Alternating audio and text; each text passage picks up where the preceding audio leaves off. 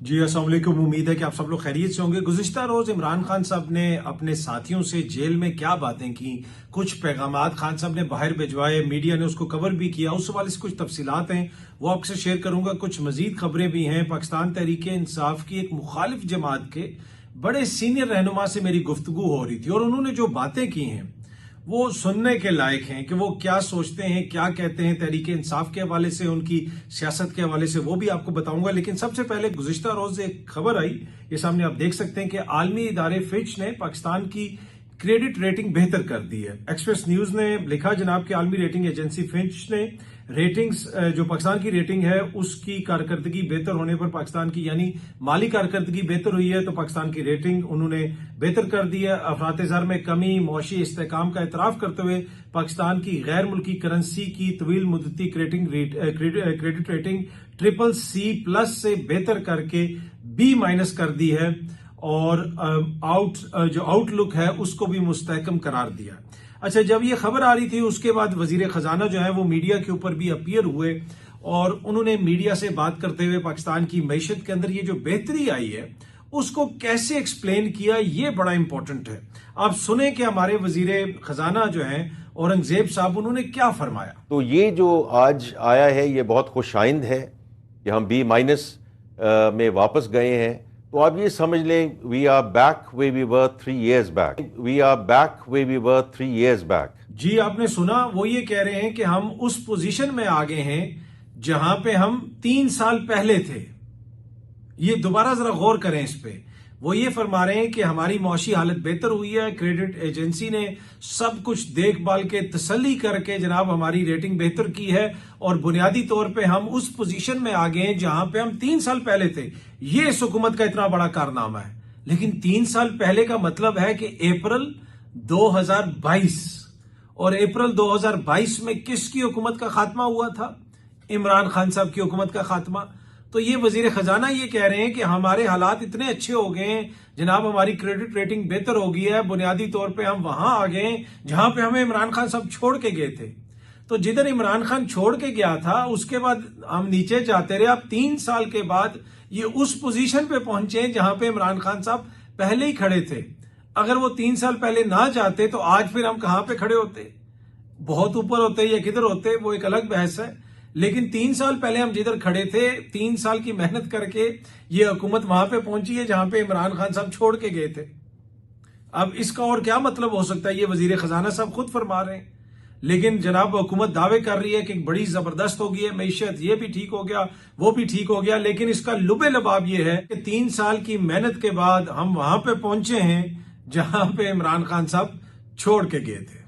गुज़िश्ता रोज जो लोग इमरान खान साहब को मिलने गए, एक तो जिन लोगों के नाम लिस्ट में थे, नियाजुल्लाह नियाजी साहब, नईम पंजोता साहब, सलमान अकरम राजा साहब, उनकी मुलाकात नहीं हो सकी। बैरिस्टर गौहर साहब चले गए, उनकी मुलाकात हो गई। फैसल फरीद चौधरी साहब की भी मुलाकात हो गई। कुछ और लोग हैं, वकला हैं, उनकी मुलाकात भी हो गई। इमरान खान साहब ने कुछ पैगामात अंदर से भिजवाए। एक तो उन्होंने ये कहा कि मैंने किसी को कोई जिम्मेदारी नहीं दी कि वो मेरे बिहाफ के ऊपर जाके कोई डील मांगे या मुज़ाकरात करे, ऐसी कोई बात नहीं है। जो भी बात होगी वो मुल्क की बेहतरी के लिए होगी। मैं और बुशरा बीबी कोई डील करके बाहर नहीं आएंगे। आइन और कानून के मुताबिक अदालतों के जरिए ही हम बाहर आएंगे। दूसरी बात, उन्होंने खैबर पख्तूनख्वा की असेंबली को हिदायत की कि आप अफगानिस्तान के जो शहरियों को यहां से मुल्क बदर किया जा रहा है, बेदखल किया जा रहा है, उस हवाले से करारदाद मंजूर करें और उस करारदाद को मंजूर करने के बाद अफगानिस्तान की हुकूमत से रब्ता करना है तो उनसे भी करें। बुनियादी तौर पे खान साहब ने कहा कि जिस तरीके से अफगानिस्तान के शहरियों को निकाला जा रहा है ये मुनासिब नहीं है, इसमें उनको मजीद वक्त दिया जाए और बेहतर तरीकाकार कोई तय किया जाए, चाहे उसके लिए अफगानिस्तान की हुकूमत से भी बात करनी पड़े तो आप जरूर करें और खैबर पख्तूनख्वा की असेंबली इस हवाले से करारदाद मंजूर करे। ये एक बड़ी इंपॉर्टेंट पेशरफ्त है जो खान साहब ने ये कहा। उसके अलावा जो इंतखाबी धांधली के मामला पड़े हुए हैं, पेंडिंग हैं, पेशावर हाई कोर्ट से रुजू किया जाए, उनको जल्द अज जल्द फैसला करवाने की कोशिश की जाए। फिर उन्होंने ये भी कहा कि एक दूसरे के खिलाफ कोई बयानात वगैरह ना दिए जाएं, ये चीज भी सामने आई। कुछ और बातें भी हुई अंदर, खान साहब ने कोई पैगाम वगैरह भी भेजा। फैसल फरीद चौधरी साहब ने भी कहा कि वर्कर्स के हवाले से उन्होंने कहा है, जो माइंस एंड मिनरल बिल है उसके हवाले से उन्होंने कहा है और दीगर भी कुछ बातें हुई हैं। लेकिन ये बात बड़ी इंपॉर्टेंट है जो खान साहब ने कहा कि ये जो तासुर बाहर कायम किया जा रहा है कि जैसे मैं कोई डील मांग रहा हूं, कोई मुज़ाकरात चाहता हूं और हर हालत में हम चाह रहे हैं कि मुज़ाकरात हो जाएं, ऐसी कोई बात नहीं है। जो भी बात होगी वो मुल्क और कौम की बेहतरी के लिए हो। मुझे अपने लिए, बुशरा बीबी के लिए कोई डील नहीं चाहिए। फैसल फरीद चौधरी साहब ने यह बताया कि खान साहब ने यह कहा है कि मेरे पास आए थे, मुझसे पूछ रहे थे कि जी हम आपके ब्याह पे मुज़ाकरात कर लें, तो मैंने उनको कहा था कि इसका कोई फायदा तो नहीं है, अगर आपको शौक है तो आप करके देख लें। तो ये जनाब सूरत हाल है जो कल इमरान खान साहब से मुलाकात हुई। और जिस तरह मैंने पहले भी अर्ज किया कि अब काफी ज्यादा तनकीद भी हो रही है कि कल भी उनकी बहनों को नहीं मिलने दिया गया। मुलाकातों का जो सारा मामला है, जिस तरीके से ये सिस्टम चल रहा है, उसके ऊपर पाकिस्तान तहरीक इंसाफ की क़यादत पे भी तनकीद होती है, हुकूमत के ऊपर भी तनकीद होती है। कल मेरी एक शख्सियत से बात हुई जो पाकिस्तान तहरीक इंसाफ की एक मुखालिफ जमात है, और उनसे मेरी बात हुई। उन्होंने कहा, और वो पाकिस्तान तहरीक इंसाफ के मुखालिफ हैं, उन्होंने कहा कि खैबर पख्तूनख्वा में, ये मैं आपको हल्फन बता रहा हूं, उन्होंने कहा कि खैबर पख्तूनख्वा में ऑल्दो के हम भी हारे हैं, लेकिन हकीकत ये है, ईमान का तकाजा ये है कि मैं तुम्हारे साथ सच बोलूं, खैबर पख्तूनख्वा में 90% लोग इमरान खान साहब के साथ हैं। ये उस शख्सियत ने कहा जो जिसका ताल्लुक दूसरी किसी और जमात से है इमरान खान साहब के मुकाबले में, यानी वो उनकी जमात वहां पे इलेक्शन भी लड़ती है। उन्होंने ये कहा कि खैबर पख्तूनख्वा में ईमान का तकाजा ये है कि मैं तुम्हारे साथ सच बोलूं, और सच्ची बात यह है कि 90% लोग इमरान खान साहब के साथ हैं। दूसरी तरफ उन्होंने कहा कि बलोचिस्तान की हालत ये है, हमारी जमात बलोचिस्तान में भी है, बलोचिस्तान की हालत ये है कि आए रोज वहां पे इमरान खान की पॉपुलैरिटी में इजाफा हो रहा है। ये मैं आपको हल्फन बता रहा हूं। ये इमरान खान साहब के मुखालिफ जो एक जमात है उसके इंपॉर्टेंट लीडर मुझे बता रहे हैं कि मैं आपको हल्फन बता रहा हूं कि इमरान खान साहब की पॉपुलैरिटी पहले ही बलोचिस्तान में काफी ज्यादा है और उसमें मजीद इजाफा हो रहा है। उसके साथ उन्होंने मुझे ये कहा कि इतनी बड़ी एक जमात जिसकी इतनी बड़ी सपोर्ट है, एक सूबे में हुकूमत है, इतने MNAs हैं, इतने सेनेटर्स हैं, लेकिन ये जिस किस्म की सियासत कर रहे हैं तो ये देख के हम तो हैरान हो जाते हैं। उन्होंने कहा कि अगर इतनी ताकत हमारे पास हो तो हम देखते हैं कि जनाब ये हुकूमत और ये निजाम कैसे चलता है। इतने ज्यादा आपके सेनेटर्स, इतना ये सारा मामला, आपकी बलूचिस्तान में भी जनाब कुव्वत है, अचकजई साहब वहां पे हैं, वहां पे आप उनको भी अपने साथ मिला सकते हैं, वहां पे जो अख्तर मैंगल साहब के साथ आप बात कर सकते हैं, दीगर जगहों पे। उन्होंने कहा कि खैबर पख्तूनख्वा में तो आपको किसी से बात करने की जरूरत ही नहीं है, किसी को साथ मिलाने की जरूरत नहीं, ताकत सिर्फ इस वक्त पाकिस्तान तहरीक इंसाफ के पास है। बाकी जो लोग कहते हैं कि जिसको साथ मिला लो, उसको साथ मिला लो, कोई जरूरत नहीं है। उन्होंने कहा कि ऑल्दो कि हम उनके मुखालफिन हैं, लेकिन मैं तुम्हें अभी बता रहा हूं कि जनाब सारी सपोर्ट उनके साथ है, अवाम उनके साथ है, और फिर वो सेनेट में भी हैं, वो कौमी असेंबली में भी हैं, सूबाई असेंबलियों में भी हैं। इतने ये उन्होंने कहा कि इनको अंदाजा ही नहीं है कि ये कितनी बड़ी इनके पास एक जमहूरी ताकत है, उसको कैसे सियासी तौर पे इस्तेमाल करें। तो ये जनाब एक सियासी मुखालिफ का कहना था इमरान खान साहब के हवाले से, उनकी सियासी जमात के हवाले से, कि वो कितनी पॉपुलर और एट द सेम टाइम बाहर जो उनकी क़यादत है, वो उसकी जो पॉलिसियां हैं वो कितनी ठंडी मीठी हैं और कितनी जो है वो बेहतर सियासत कर रहे हैं या नहीं कर रहे। उन्होंने काफी ज्यादा उनके ऊपर तनकीद की। उन्होंने कहा कि बात एक ही है कि सियासतदान इस वक्त इमरान खान ही है, सपोर्ट उसी की है और वही चीजों को देख रहा है। अगर इमरान खान साहब जैसा सियासतदान बाहर होता तो आप देखते कि इस हुकूमत के लिए जो है वो तिगनी का नाच इनको नचा देता, सियासी तौर पे इनके लिए सरवाइव करना मुश्किल हो जाता। और इसी वजह से वो इमरान खान साहब को बाहर नहीं आने दे रहे, और इनकी कोशिश होगी कि इमरान खान साहब बाहर नहीं आएंगे और ना आए, और इसी तरीके से मामला चलते रहे। और उन्होंने कहा कि ये 2026 के आखिर में और या 2027 के शुरू में शायद चीजें तब्दील होना शुरू हों, जब यहाँ पे डिफरेंट मामला वगैरह होते हैं। तो ये जनाब एक सियासी मुखालिफ ने इस चीज का बरमला एतराफ किया है कि इमरान खान साहब जो हैं उनकी इतनी ज्यादा पॉपुलैरिटी है, और पंजाब में उनकी बहुत ज्यादा पॉपुलैरिटी है। उन्होंने पंजाब का भी जिक्र किया कि जहां पे हमारे तो इतना वोट बैंक नहीं है, लेकिन इनका इतना ज्यादा वोट बैंक है कि वो हमारे लिए भी बायसे हैरानगी था कि इतने वोट इन्होंने वहां पे कैसे लिए। और जिधर भी हम जाते हैं हमारा अपना वोटर सपोर्टर जो है वो हमसे इस तरह की बात करता है और हमें ये कहता है कि जनाब ये तो इमरान खान की बहुत पॉपुलैरिटी है, जिधर भी जाए लोग इसी तरह कहते हैं। लेकिन उनकी बाहर जो सियासी क़यादत बैठी हुई है वो इसको सही तरीके से अपने सियासी मकासद के लिए इस पॉपुलैरिटी को, इस सारी जो सियासी ताकत है उसको वो इस्तेमाल कर नहीं सक रहे, या इस्तेमाल करने से कासिर हैं, या इस्तेमाल करना नहीं चाहते। वो ये कह रहे थे कि मेरे लिए ये बड़ी बायसे हैरत है ये सारी सूरत हाल। गुज़िश्ता रोज ओवरसीज पाकिस्तानियों के कन्वेंशन से खिताब करते हुए वजीर आजम जनाब शहबाज शरीफ साहब ने ओवरसीज पाकिस्तानियों के लिए कुछ मराहत का ऐलान किया, एक पैकेज का ऐलान किया। ये बड़ा जबरदस्त पैकेज है।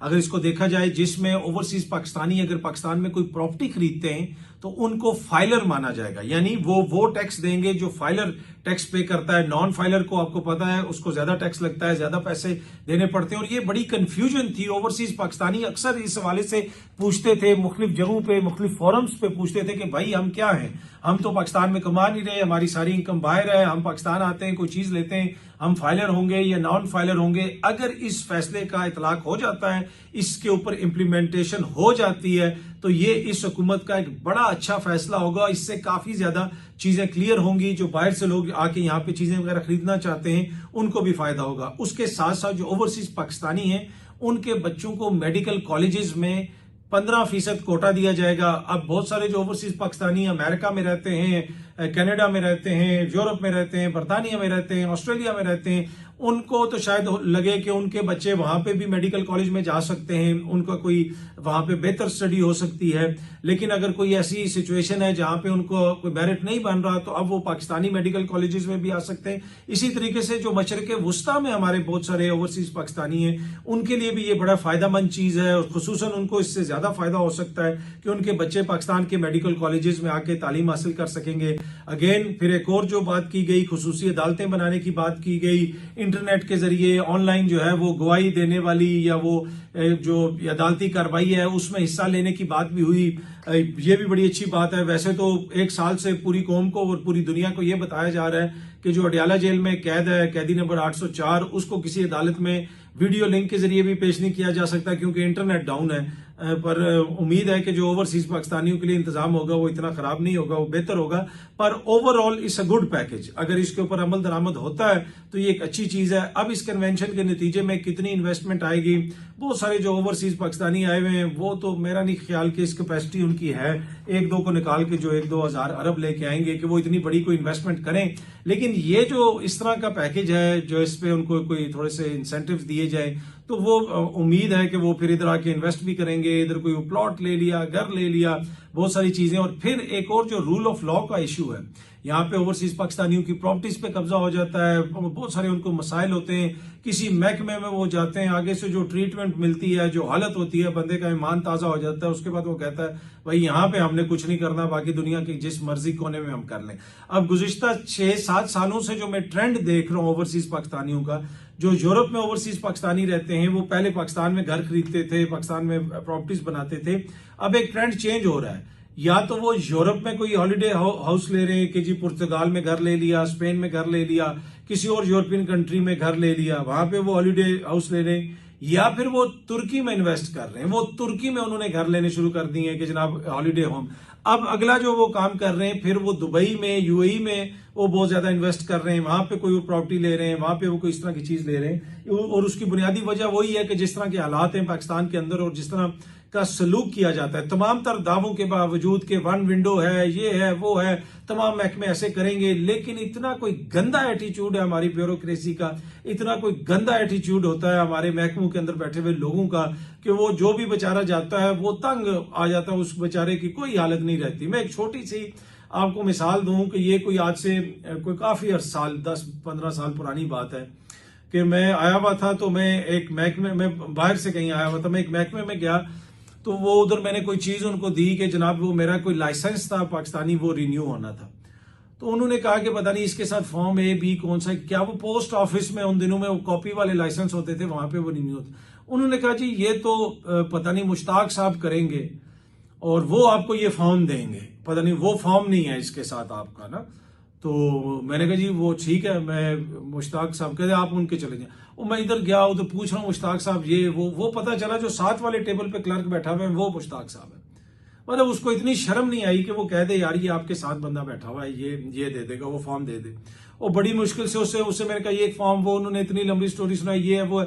जी आप खुद ये बुनियादी तौर पे वो फॉर्म ये था कि आप लिख के दें कि आप मेडिकली फिट हैं। तो मैंने कहा ये मैं किसी डॉक्टर से कराऊं, नहीं कहा ये आप खुद ही लिख दें। और जो है ना ये इतना वो लंबा उसको किया, जो काम 5 मिनट का था उन्होंने 2-3 घंटे वैसे उस कंफ्यूजन के अंदर ही वो लगा दिए। और बाद में उन्होंने कहा कि जी ठीक है ये, और वो हो गया। मुझे याद है छोटा सा एक पोस्ट ऑफिस था पिंडी का जहां पे ये मैंने करवाया। बताने का मकसद ये है कि अभी भी यही सिचुएशन है, अभी भी यही सिचुएशन है। आप किसी बरतानिया के, यूरोप के, किसी टर्की के, आप किसी भी जगह पे, स्विट्जरलैंड में कहीं पे भी कोई चीज लेने जाएं तो आप जाके उनको अपनी कोई चीज देते हैं और वो कहते हैं जी आप बैठ जाएं, जो फोटोकॉपी करनी है, जो कुछ करना है, वो सब कुछ कर करा के जो वो आपको दे देते हैं। इधर तो हालत ये है कि आप किसी जगह पे जाए, वो पहले पूछते हैं फोटोकॉपी लाएं, अब इसको टेस्ट करें, अब इसको ये करें। भाई जब उनको पता है कि ये सब कुछ होते हैं, वो एक टेस्ट वाला उधर बंदा बैठा लें, वो पीछे एक फोटोकॉपियर रख लें, लेकिन इंतहाई वो जो है ना, ये चीजें बेसिक चीजें ही नहीं है। तो ये तमाम तर दावों के बावजूद जो प्रूफ होगा वो पुडिंग में होगा। आप देखते हैं कि कितनी बेहतरी आती है। लेकिन मैं अभी भी आपको बता रहा हूं कि इन सारे दामों के बावजूद जो है, अगर पाकिस्तान में हम इन्वेस्टमेंट लाना चाहते हैं तो अपने रवैये जो हैं, वो एटीट्यूड हुकूमती एहलकारों को थोड़े से बेहतर करने पड़ेंगे। एयरपोर्ट से लेके फाइनल विंडो तक जिधर जिधर लोगों का काम होता है वो उसको बेहतर करना पड़ेगा। क्या वजह है कि जी वो बैरिया में चले जाते हैं लोग, इसलिए कि वो उधर जिस तरीके से काम होता है थोड़ा सा बेहतर तरीके से काम होता है। बाकी किसी कचहरी थाने में जाके कोई जमीन करानी हो या कोई और मसला हो, लोगों को बहुत सारे मसाइल का सामना करना पड़ता है। तो अब ये हुकूमत कह रही तो है, लेट्स सी, देखते हैं कि जी किस हद तक इसमें वो कामयाब होते हैं और कितना रिलीफ मिलता है ओवरसीज पाकिस्तानियों को। खदीजा शाह साहिबा ने कहा है, ये सामने आप देख सकते हैं, उन्होंने कहा है जनाब कि मैंने जेल में ही फैसला कर लिया था कि अगर मैं रिहा हुई तो बाहर जाकर बाकी असीरान की फैमिलीज की मुश्किलात कम करने की जदोजहद करूंगी और अब बस इसी जदोजहद में दिन रात गुजरता है। अब खदीजा शाह साहिबा भी जेल में रही, मुख्तलिफ जेलों के अंदर उनको फिराया गया, पाकिस्तान के मुख्तलिफ शहरों में उनको भेजा गया, कोयटा तक वो गई, कोयटा से फिर उनकी जमानत हुई और बड़ा उन्होंने सफर किया, उनकी फैमिली ने सफर किया। लेकिन जब से खदीजा बाहर आई हैं, खदीजा ने उधर अंदर देखा कि लोग कैसे सफर करते हैं, लोगों के क्या जो है, कितना लोगों की फैमिलीज के ऊपर क्या बीतता है, और उस एक ये जो एक्सपीरियंस हुआ खदीजा का। अब खदीजा माशाल्लाह आसूदा खानदान से ताल्लुक है, एक कामयाब बिजनेस वूमेन है, दुनिया में कहीं पे भी जाके वो एक अच्छी आरामदेह जिंदगी गुजार सकती हैं। पहले भी मैंने ये बात की थी। लेकिन इस एक एक्सपीरियंस से खदीजा ने इतना सीखा और उसने ये फैसला किया कि भाई मैं बाहर जाके इन लोगों की मदद करूंगी जो जेलों में इस तरह बेगुनाह है। हमारे हर दूसरा लीडर जो है वो जेलों से होके आया, इन्होंने आज तक लोगों की जिंदगियां बेहतर करने के लिए कुछ किया है? जो बाहर आके बताते हैं कि जी हमारे तो फ्राइंग पैन से हमें कपड़े इस्त्री करने पड़ते थे, तो ये था तो वो था, फलाना साहब जो है वो 9 साल रहा, वो मर्दे हुर्र है, उसने इतना अरसा जेल में गुजारा, फलाने ने इतना अरसा जेल में गुजारा, फलाना ये वो। क्या उन्होंने जेलों को बेहतर करने के लिए, क्या उसके निजाम को बेहतर करने के लिए, वहां पे जो बंद लोग हैं उनकी मुश्किलात को कम करने के लिए कुछ किया है? हमारा हर हुक्मरान जो है वो माजी में जेलों में जा चुका है, लेकिन जब वो हुक्मरानी कर रहे होते हैं कभी उन्होंने कोई किसी चीज को बेहतर करने की कोशिश की है? उसकी एक बुनियादी वजह यह है कि इनको तो जेलों में भी शायद वीआईपी ट्रीटमेंट मिलती है और जिस तरीके से ये जेलें काटते हैं, लेकिन ये एक वो बुनियादी फर्क है शऊर का, ये एक वो बुनियादी फर्क है सोच का, ये वो एक बुनियादी फर्क है कि अच्छे इंसान का, कि वो अपने एक्सपीरियंस से सीखता है और वो दूसरों की जो मुश्किल है उसको फील करता है। और वही खदीजा कर रही है। मैंने आपको पहले भी बताया था, चुप करके अपना लगी हुई है, इधर कभी जा रही हैं कभी उधर जा रही हैं, किसी की जमानत के पैसे, किसी के रोजगार के लिए कोई चीज, और जितने लोग जेलों में हैं उन सब की वो मदद करने की कोशिश कर रही हैं। और आप देखें ना, इस तरीके से भी आप कर सकते हैं। जरूरी तो नहीं है कि हर कोई जो है वो जाके कोई जलसा करना शुरू कर दे, कोई और काम करना शुरू कर दे। हर कोई अपनी कैपेसिटी के अंदर अपना किरदार अदा कर सकता है। सो बहुत ज्यादा इंप्रेसिव काम है जो खदीजा कर रही हैं। Well done to Khadija Shah Sahiba. बहुत जल्दी आप सब दोस्तों से दोबारा मुलाकात होगी। Thank you very much.